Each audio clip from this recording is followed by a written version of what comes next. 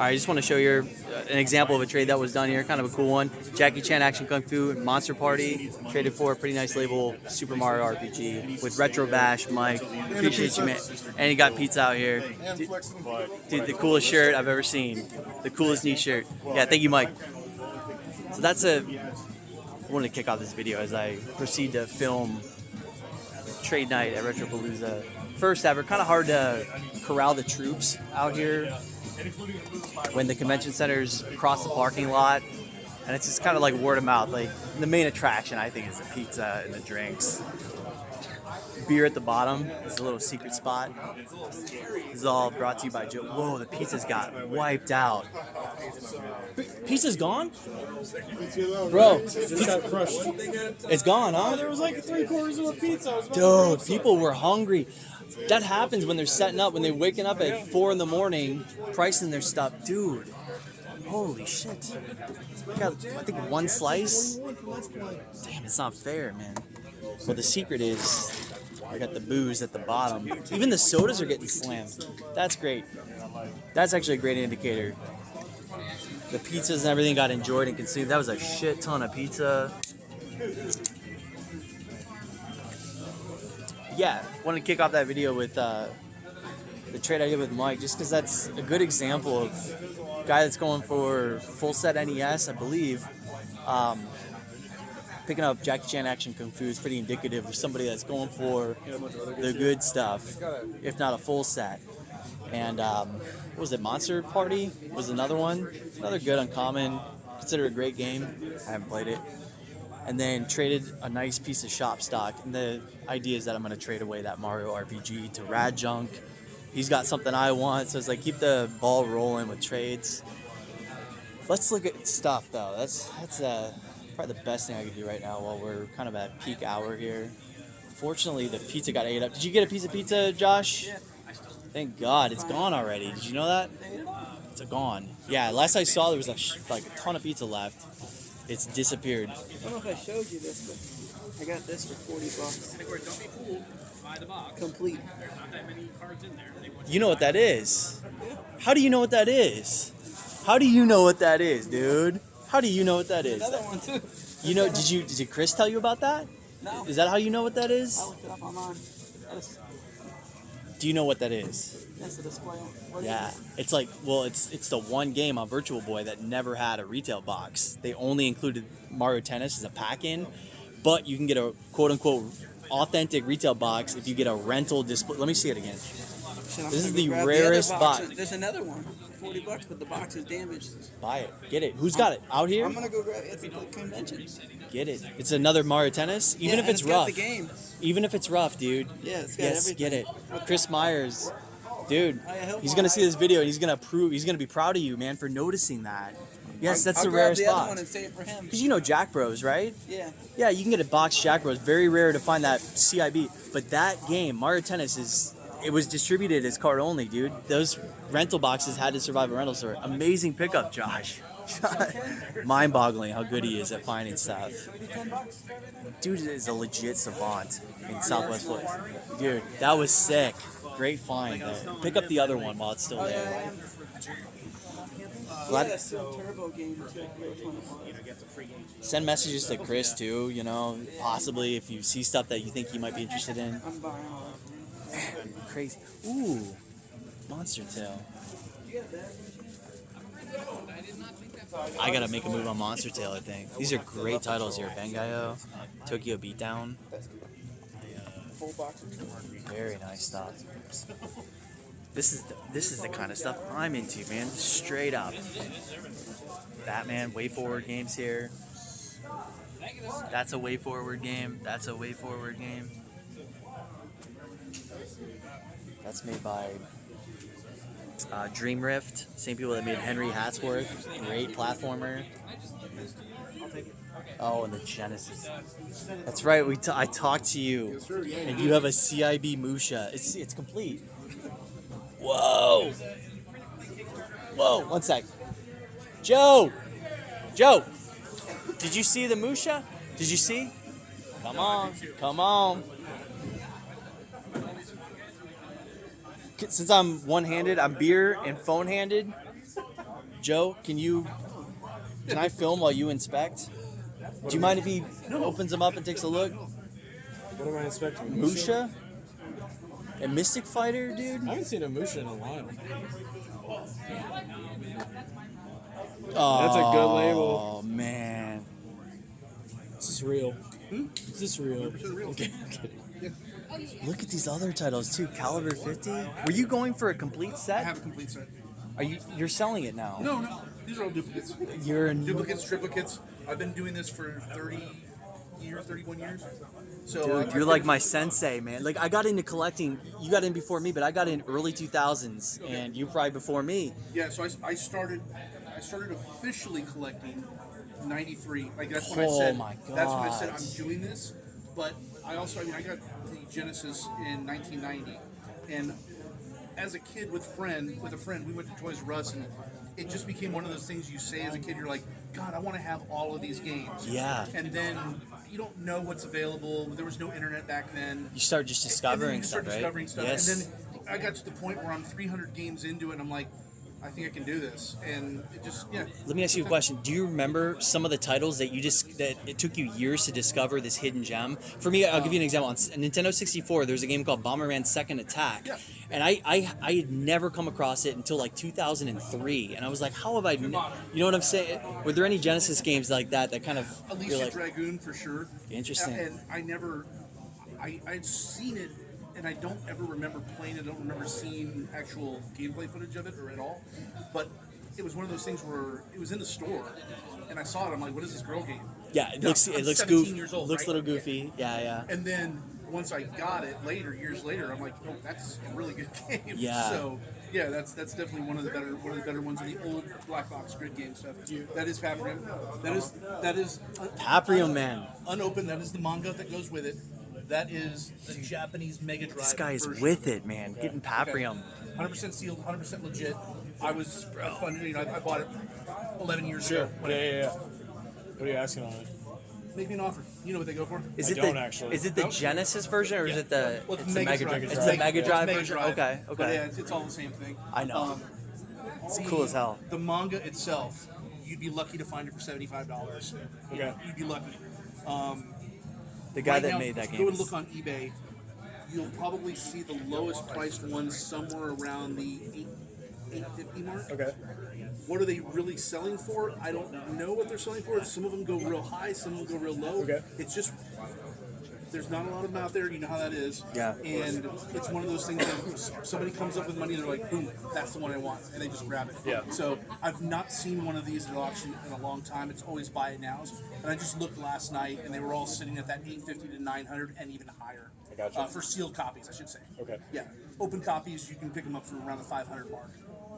Okay. I don't think those will ever get reprinted. Well, no, I think they're planning on it. Now, here's the deal. They ran a Kickstarter. Watermelon Games ran a Kickstarter, and they raised a lot of money, and they're going to reprint them. Now, here's the issue. Watermelon has reprinted a lot of games. All of their games they have reprinted over the years. Pierre Solar. All of them. Yeah, Okay. exactly. Whether it be that one or what was the other one that they did? I forget. I can't even remember off the top of my head. They reprint their stuff, but it takes a long time. Right. So people were really pissed off that this took so long. Yeah. Okay, whatever. People, got angry. They kickstarted it. People got angry again because they're like, well, they'll never do it this time. Yeah. Well, I'm cool. I got my stuff, but I also bought into it again because Watermelon has never not delivered. They've taken forever, and that some people can't handle that, but they have never not delivered. Yeah. So you can that Kickstarter's done and over with. So They are the coolest indie that was publisher. about a year ago that Kickstarter ended. Maybe about 8 months ago. Yeah. So the speculation is when they reprint these things, when is that going to happen? 2 years, 5 years, 7 years? Don't know. And a lot of people are just convinced that it's a scam and they're not going to reprint them. I don't know. Fair. So I sometimes wonder if that. it hasn't been cracked yet either because it has a special chip inside. It cannot be emulated. Right, It cannot exactly. be done. But they're saying they're going to put it on Steam. So they're going to convert that over to Steam for people to play. I sometimes wonder if the developer, I forget his name. Yeah, Fonzie. Fonzie. Sometimes wonder if that's a publicity stunt, a character that he plays, or if he's truly a lunatic. I think he's a very eccentric person. I truly believe he is. if he's playing a character, he's damn good. You know, You know? he seems to me to be possibly on the spectrum that he's just very eccentric and so far out there that he gets very hyper focused, like autistic people get hyper focused. Well, his art proof is in the pudding. His artistic output is amazing. It's Yeah, amazing yeah, yeah. stuff. Yeah. But he loses all sense of like customer Yeah. support or PR. concern. He doesn't have a PR person. And He is the doesn't PR. Care, right? He's the face of it, but he Yeah. doesn't care. But it all works itself out in the end if you're willing to wait that amount of time. Yeah. That's the problem. I love that he put out an artistic masterpiece, and I think it's very cool that it's limited. You know, it makes it very special. Some people crap on the game. They don't think it's that great. I think it's awesome. I personally think it's amazing. Yes, me and too.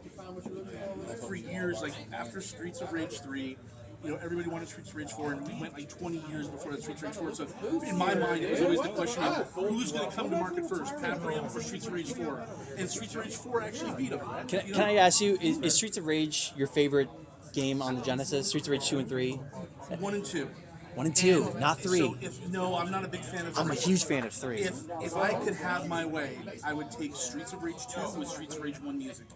I love the Streets of Rage 1 music too. I think that was Yuzo's best. Streets of Rage 2. It's okay, but I love Streets of Rage 1. I'm so with you. So many people rave about Streets of Rage 2's music, but I think It's 1 is the greatest. One, like, that's, And I also like Shinobi from Yuzo. yeah, of Also, course. just amazing. For me, Streets of Rage 1, when I was a kid and I got that game, and I plugged it in, and I had my Genesis hooked up to those little speakers that they offer, and that music came on right for the intro, and then the bass hits. I'm like, I was blown away. Yes, I'd me never heard too. a video game sound like that. So to this day, it's just my all-time favorite Yeah, soundtrack. I've never played a game where the music carries it so well, where the music's such a huge factor. What do you think about the gameplay of Streets of Rage 3 though? Do you in any way favor that and wish like some of those advancements? It's just not two. Like, it's one of those rare exceptions. Like, there's always this argument in cinema about is there a sequel in a trilogy, which is the best one? Because most of the time you can never be better than the first one.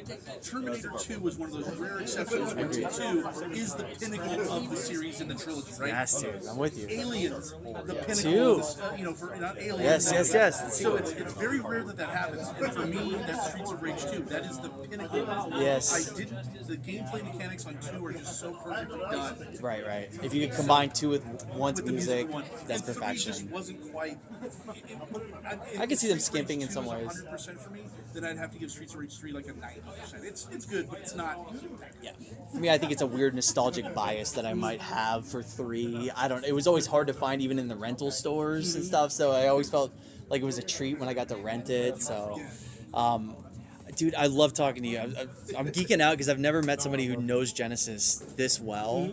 And it's a treat for me because that's my favorite console to collect. It's what got me into collecting 20 years ago, man. Most of my friends know me as Sega Steve. Sega Steve. And I worked at Sega back when it mattered. So I used to live in Silicon Valley. Dude. And so I started working at Sega 2 weeks after Sonic 3 left the test lab.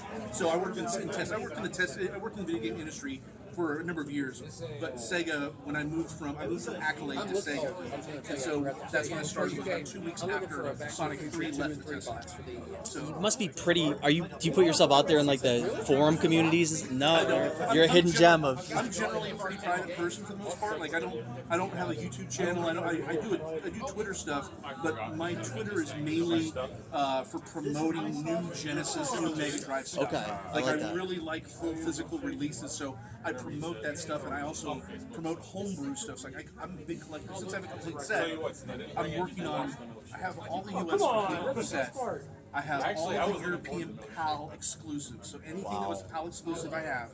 I have all the Brazilian exclusives. I have all the Australian exclusives as well. And I have all the Japanese exclusives for Mega Drive. I'm working on finishing off now the entire Japanese Mega Drive set. That's my goal. Yeah, because isn't there a Tetris that's extremely rare? I'm not so savvy with my imports, but it's No, like you're absolutely a handful of them exist. So Sega thought they had the rights to it.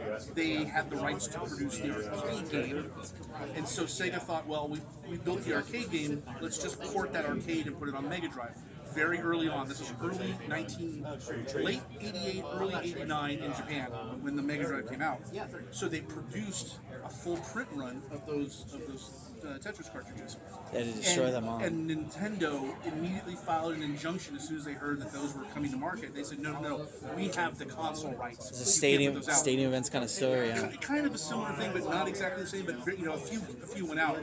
But with stadium events, that was legitimately sold at retail. It actually was sold at retail. Nintendo bought it from Bandai. From Bandai. It sounds more. And then said, hey, we're going to rebrand this. In modern times, NBA Elite 11, if you're familiar, one of those like it recalled before it ever released. And so with the Tetris stuff, it was produced, and it was I've yet to see any proof that it was ever actually shipped to retail.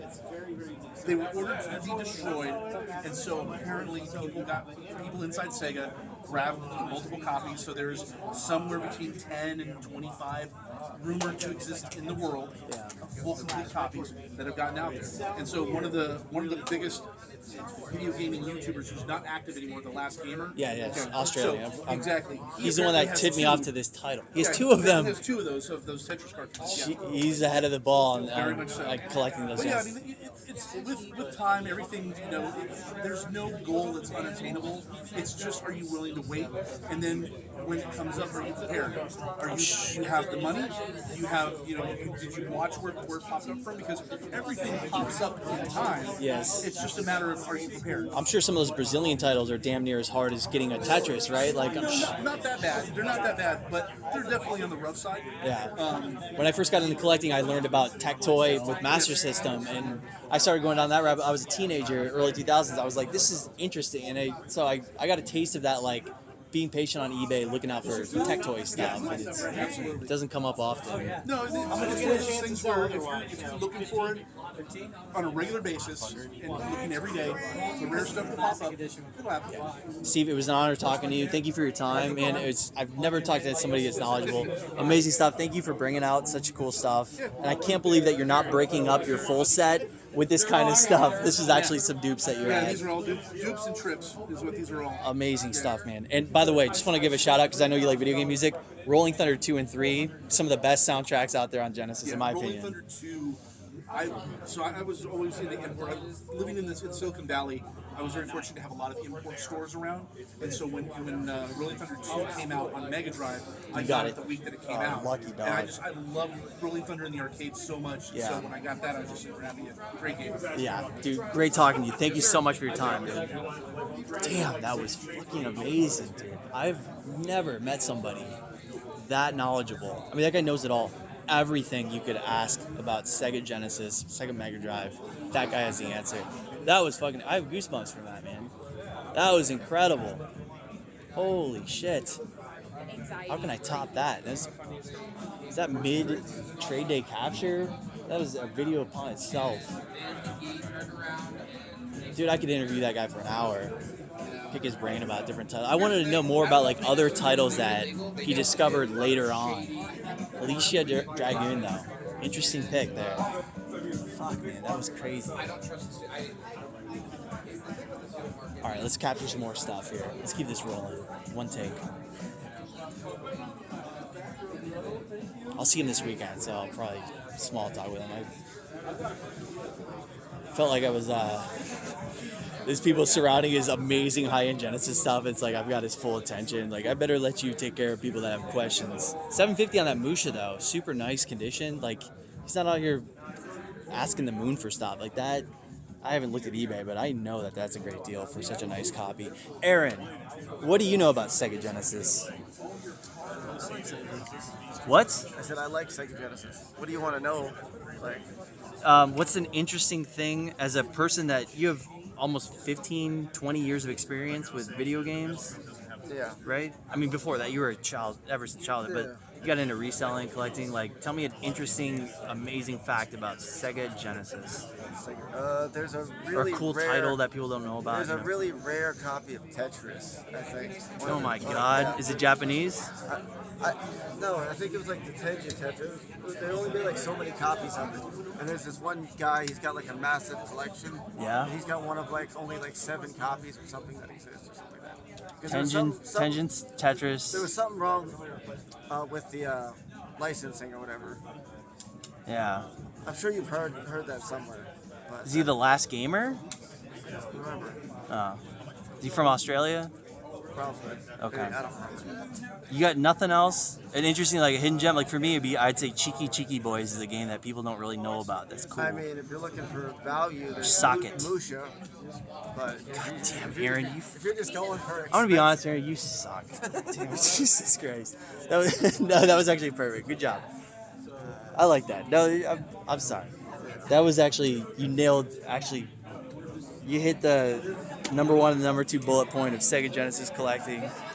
How have your sales and trades been at trade night? I only made 25 so far.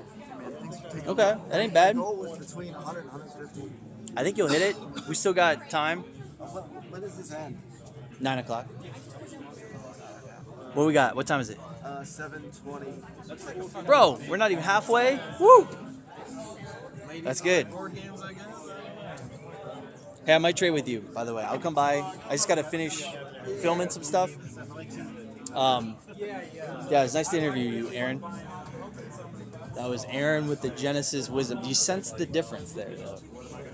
A true Sega guru and a game wizard who's pulling from his magic. Pulling out of his ass. Sega Genesis wisdom there. Oh, we got the Super Mario World boxed. Quality over quantity. I like that. Conquest of the Crystal Palace is a really cool one. I like that game.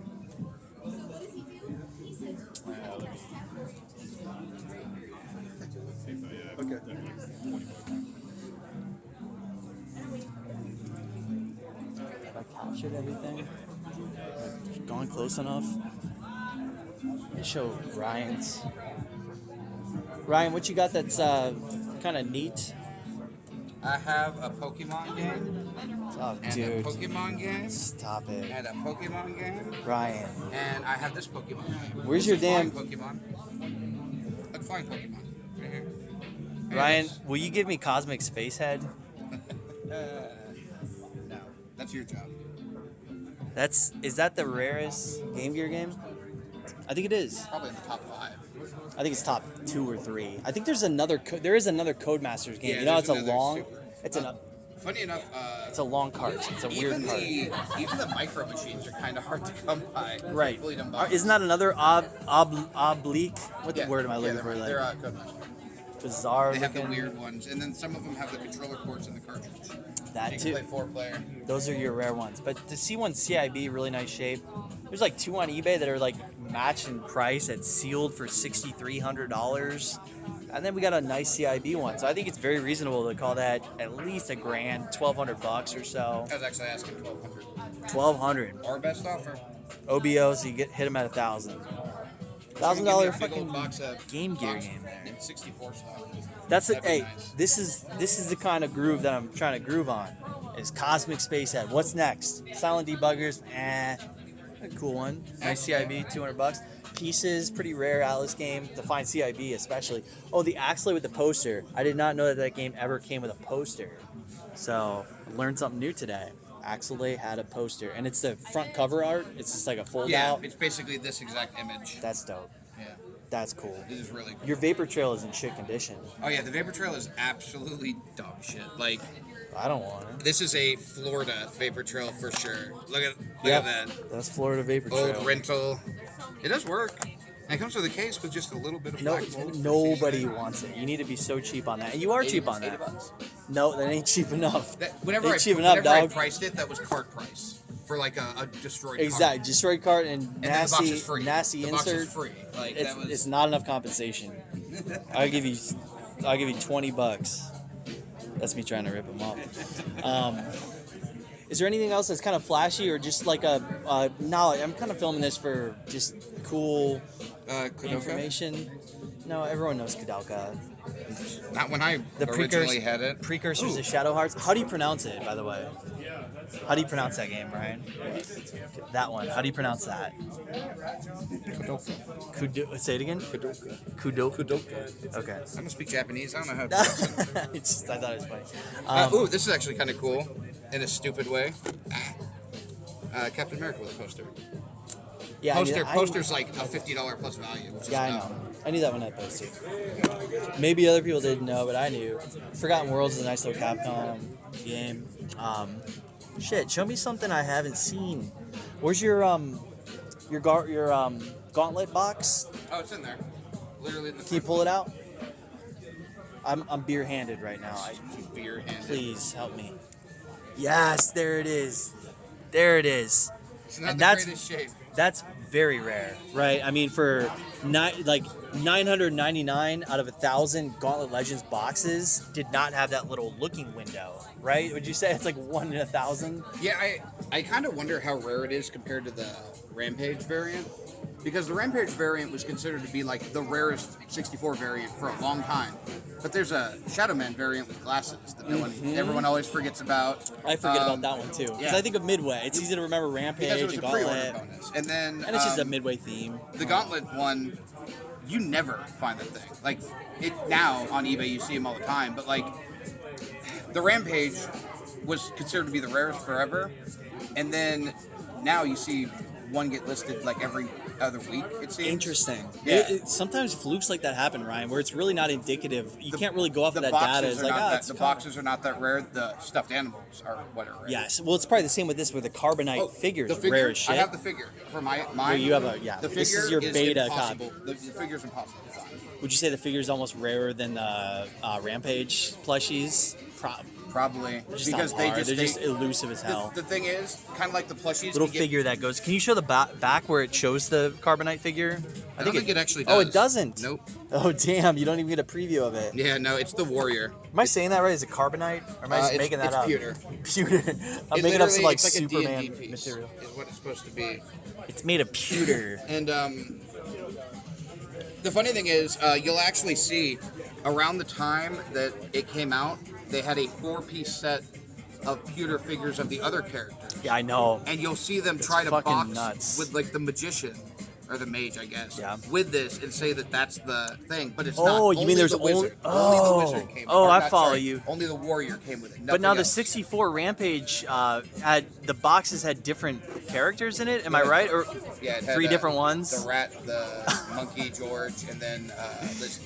Isn't that funny when something's just so rare just to get a single example of it, and then it turns out there's 3 variants? You know, if you want true big dick full set 64 all variants, you have to get forget 3 which different one it is. rampages. Yeah, I forget which one's rarer, Curtis the rat or Lizzie the lizard. Oh, But they're I think all Lizzie's god probably the rarest.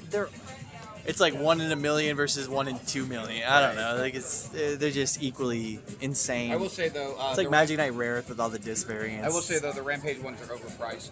If you ever watch them get listed, they never sell for what they get asked for. People want like $1,500 for them. They don't sell for $1,500. I got anymore. you. Like, People fish high and then they settle for less. yeah, But you're saying Shadow Man may be the rarest of box variants? it's up there. I've only ever seen like 2. Now these with are the we're talking glasses. about examples of 64 collectible complete in box games that just completely, I gotta watch my language here, but destroy Sculptor's Cut. Yeah. Oh yeah. rarity, Well, I mean, right? the Sculptor's Cut had a production release, whereas Yeah. like the Shadow Man glasses was a pre-order, and like I've only And ever everyone's throwing seen away. 2. I'm sure there are more, but I've seen 2, and one of them I had the option to buy for $600 and didn't. There's legitimately hundreds. I know that's like not even thousands, but just hundreds of CIB Sculptor's Cuts. Yeah. But there's tens, if that, of Shadow Man completed box. I've kind seen of thing. pictures of 10 completed box Sculptor's Cuts owned by the same person. Yeah, I haven't yeah. seen pictures of 3 of the Shadow Yeah, Shadow ever. Man glasses. Unique Yeah. examples. Yeah, good wisdom there. Just like I was talking to that guy, by the way, Yeah, dude. he's a full size. amazing to talk to. Just Oh, he he's worked got some good stuff. worked for Sega. Did he? Back in I the didn't know early, that. and I asked him, I was like, "You must be well known in like the Sega community." He's like, "Nah, I kind of keep a low profile." I'm like, "Dude, it's an honor That's to the way talk to to do you." it. Like, dude, he was just, you could pick his brain about anything, and he's just a guru. I mean, and I wanted to say that that's like you with N64, Ryan. Like, you really are. I could talk to you, just like I talked to him about Sega, you are just a 64 absolute mastermind. You know it all. I wish I would have bought the E3 controllers before they got such a insane popularity where people started faking them. I know, yeah. The fakes make it kind of a muddy situation to even want to get into it. One of my best memories with Ryan, among many, was token up a little bit and rating the box arts of N64 games, and we were analyzing even the spines and stuff, and like I think They're so cool. Like they legitimately have the best box art of any of the console games. the fact that they give you a little bit of unique art on every every single side, and it'll side. be like a different color, Even on the back. Look at the back. and the back. The back literally has background images But behind the text. we still had to be objective about it. We had to rank, like, some stuff is just like, yeah, that's plain. Like, we would rank that very low. Yeah. And then I think our top tiers were titles like Pokemon Stadium 2. We gave like Flashy. 10 out of 10 on just the aesthetic. We were rating aesthetics while we were token up. Surprisingly, Pokemon Stadium 1 also, because of the big box and Hey You Pikachu, Word. just the sides pop. I mean, they're bigger, but like the Hey You Pikachu, I like how the Pikachu is like jumping out of the grass. It looks good. It looks good on the shelf. Another one I vividly remember us giving us strong marks to was Goemon's Great Adventure. Was another one where we liked it a lot. I think we also gave points to where like the box art was drastically different than the cart art. Oh, yeah. I tend to like that, like Fighter's Destiny 2 or whatever. It'll have like a plain Jane Dual front. Heroes is kind of weird. Dual Heroes is like that. it's just a little- Snowboard 2000 or whatever. Yeah. The titles like that South Peak published games. Big Mountain 2000. And there's another South Peak game where like the cart looks like crap. But while we're talking about 64 and the carts and stuff, this has nothing to do with this. F1 Racing is not a North American release, and if you think it is, you're stupid. Oh yes, Yeah. number If you 297. think that's 297, you're dumb and you don't know how any sort of rating or any sort of distribution works. All right, my take on that is there's Fucking idiots some paid guy $500 for Brazilian carts. some guy in Brazil that's just picking up this cheap ass game. No, he probably bought all of them. Like, Yes, he's been spending it's 5 the years same planning dude, this. and it doesn't have an ESRB rating. It's like some weird L No. shape. It's like It's a Brazilian release. Yes, it's- just like Master System had Brazilian releases. to explain what we're talking about is there's a guy that's trying to promote the idea that if you want a complete North American set, you You need need to buy this $500 Brazilian-only release racing game called F1. F1 Racing. It's the 297th in 60. Yeah. Oh yeah, yeah. it's- no, The it's thing not. is, like, there's a difference between Central America and 297th in North PS. America. Central America and North America, right, Joe? Stupid. ESRB versus whatever the hell he's talking about on his weird ass cart. So yeah, some guy's trying to just profit off of manufacturing the elusive last cart you need. You wanna buy some games? Nope. This is some of my stuff. I had a joke earlier, and you weren't here, and I'm gonna spoil it. But out of all these games, which one would you not notice if I had taken? Oh, don't probably this ask me that, because then it's like asking a Walmart security guard like what area is the easiest to steal from or something. I don't know. It's like you don't ask that You wouldn't question. have even noticed it was gone. Which title was that? No joke. Xevious? Yeah.